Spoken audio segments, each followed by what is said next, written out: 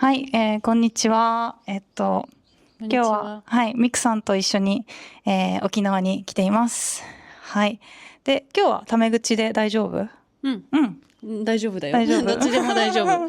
そう。で、今回は、名前の由来について、話そうと思います。どうしてこの名前の由来について話そうかなって思ったかというと、まあ、外国人の方とかと話すと結構名前の由来を聞かれることがよくあって、なんか私の名前漢字が入ってるからね。で、それでまあそのトピックについて話そうと思った。うん。うんうん。OK? そうそうそう。ミックはなんか名前の由来ある？あります。うん。うん。ミークって言うんだけど、まあ、誕生日がクリスマスイブで、クリスマスイブの日に雪が降ったんだよね。なかなか大阪出身なんだけど、なかなか大阪って雪降らないから、しかもクリスマスに雪降ることなかなかないから、へえ。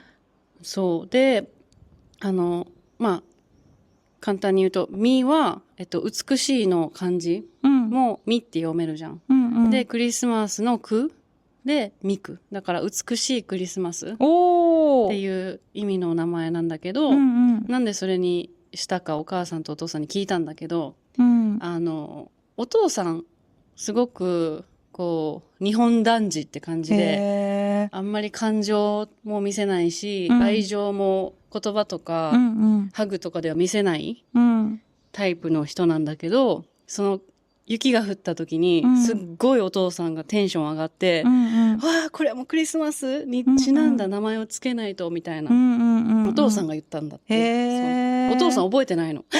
そんなストーリーあるのに？お父さんはもうそのこと覚えてないんだけど、その時にお母さんが、なんかお父さんがすごい喜んでるみたいな、そう思ったのを覚えてたらしくて、そう、それを伝えてくれたんだよね。へえ。そう、だからまあ、クリスチャンでもないけど、ビューティフルクリスマスという意味です。なるほど。うんへえ、そっか、じゃあ、なんだっけ、何言おうとしたんだっけ。あ、そう、なんか日本人の人って結構その漢字でさ、画数とか、なんか自分の名字っていうのは上の名前、なんだろう、ファミリーネーム、なんていうの、ラストネームか。ラストネームと、その、ファーストネームの漢字の画数で決める人もいるみたいなんだけど、それとかは全然考えてない感じ？全然考えてない。珍しいね。お父さんとお母さんそんなのあんまり気にしないタイプ。だから、ひらがなでいいんじゃないってなって、そう、ひらがなになった。へえ、そうなんだ。結構日本にはそういう画数の、その漢字の画数の本とか売ってた。そうだね。昔は。今はどうだかわかんないけど。今もそうじゃないかな。縁起がいい画数と縁起が悪い画数があるらしくて、それも多分全然見てないと思う。でも直感でね、この子はミクだって。そう。テストの時とかめっちゃ楽だよ。あ、確かに。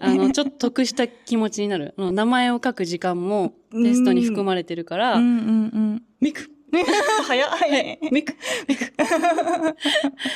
いいね。しかも、そういう学校だけじゃなくて、名簿名前がたくさん書いてあるリストの中でもすぐ自分の名前見つけられる。ああ、確かに。っていうのはみんな漢字を持ってるから、私は漢字がないから。確かにね、みんな漢字ね、なんか画数があると、なんか詰まってるように見えるじゃん。そうそうそう。だからパッと見、まあ一瞬見た漢字だと、あまり区別がつかないんだよね。でも、ひらがなだと、あ、なんか隙間がいっぱいあるみたいな。そうそうそう、すぐわかるね。わかるから。そうだね。それはいいね。それは得した気分。じゃあ、さゆりの名前の由来は何？まず名前の由来の前に、私って結構身長高いんですよ。167とか8センチぐらいあるんですね。で、まあ、これ比べてもわかんないけど、結構高いんですよ。私163。そうそうそう。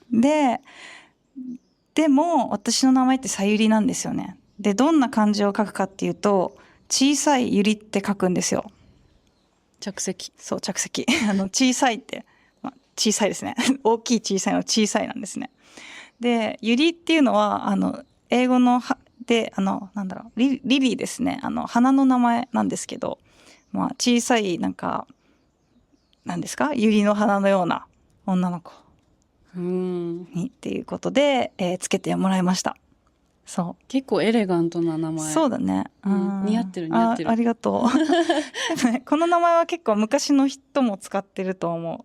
そうだね。さゆりさん。そう。なんか爽やかな響きじゃない？さゆりって。ああ、そうかもね。めっちゃ夏っぽい。あ、そうなの？サマーガール。あ、でも、そう、本当に。誕生日も。そうね、夏生まれだからね。そう。そうだよね。そうかもしれない。そう。で、多分、うちの私の両親は、その本とかを見てね、やったと思う。わー、すごい。そう。で、私は日本語オンラインで教えてるんだけど、その生徒さんが、子供を産んだ時、出産した時に、日本って画数で決めるんですかって言われて、あ、そっか、日本だけなんだと思って、日本だけなんだというか、まあ、漢字を使う文化だからかなと思って、それはすごく面白いなと思った。もともとの由来は中国なのかな？中国でもそういう画数を気にするのかな？そうね。まあ、日本だとさ、結婚する日も吉日って言って縁起がいい日にするじゃん。引っ越しの日とか。そう。それも中国から来てるから、画数もそうなのかな？じゃあ中国とか、漢字を使う、人、ぜひ教えてください。名前、画数気にしますか？それすごい気になるんだよね。気になるね、私も。ね。そうね。結構でも聞かれない？名前。どういう意味なのって。聞かれる。ね、そうだね。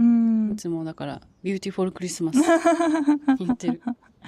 そっか。ね、海外というか、欧米だと、結構、キリスト教由来の名前が多いよね。確かにね。でも日本語は、まあ、漢字にそもそも意味があるから、その漢字をこうつなげて、意味ができるよね。私はひらがなだけど。そうね。あと結構流行りの名前とかもあるよね。なんか今年なんですか、2000何年に生まれた、子供の中でなんか名前が多いランキングとかもあって。最近の見たことある？ない。見たんだけど、同級生にはいないわっていう名前ばっかり。なんだっけ、ジェンダーレスだ。ジェンダーレスの名前をつける人が多いらしい、最近。日本でも？そう。そうなんだ。そう。だから友達、最近子供産んだんだけど、まあ、生まれる前から、もうどっちでもいける名前を決めてたって言ってて、まあ、生まれてから決める人もいると思うんだけど、生まれる前から、名前なんだったかな？なぎちゃんかな？なぎ。だからどっちでも、確かに女の子でも男の子でもいける名前にしたって言ってて、そういう人が増えてるよってその子も言ってたから、そういうジェンダーレスの名前選ぶ人もいるらしいね。葵くんとか葵ちゃんとかもそうだね。そうだね。あとはなんか、まあ、英語でも通じるようにってつけた人もいるよ。全然私たちの世代だけど、両親が別に外国に関係あるとかじゃなくて、なんかエミリちゃんとか。読みやすいじゃん。エミリーじゃん。英語でも。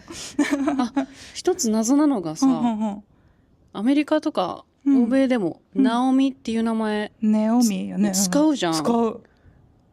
どこから来たのかな、それ。ナオミって。ナオミ、いや、会えるね。あれ、アジア系の人でナオミっていう人が多いのかな？なんか。ナオミさん、教えてください。もし、今これを見ている人がいたら、見ているナオミさんがいたら教えてほしいね。でも、それすごい疑問だった。ナオミっていう名前、よく使ってるっていうか、たまに見るから、最近日本語と同じだよね、だって。そうね。最近の子だとなんか、サラちゃんとかエマちゃんとか全然日本語でも OK だよね。そうだね。そう。あとなんかキラキラネーム。キラキラネームっってなんて言うんだろうな。シャイニーネーム光ってる名前キラキラネーム。でもそうだね、キラキラネームの人もいるね。う。うんん、どんな名前だろうな。周りにはいなかったからちょっとわからないけど、アトムくんとかアトムくん？ピカチュウとか。それはないです。それはないと思うけど。でもピそれカチュウこそなんかいたと思うよ。キラちゃんとかうんうんうんショコラちゃんとかそういうこと？なんか犬の名前じゃない？もう確かにショコラちゃんとか犬っぽいね。犬っぽいよね。うんキラキラネームで調べてみる？うんちょっと待って、携帯持ってくる。私もキラキラネームってどんなのがあるんだろキラキラネームはう。周りにいないからね。アダムだ。アダムとかでもアダムハート？でもこれアダムっていうのはその漢字が男って書いてアダムって読むとか、そういう月って書いてルナとかそういう感じなのかな。当て字みたいな感じ。夢に姫って書いてプリン。プリンスイーツじゃんそうだね。もうポケモンっぽいよね。そうね。ティアラちゃんとかピュアちゃんとか。一時そういうキラキラネームつける人が増えた時期はあったと思う。でも今はもうちょっとキラキラネームはねみたいなそういう感じのね人が多くない？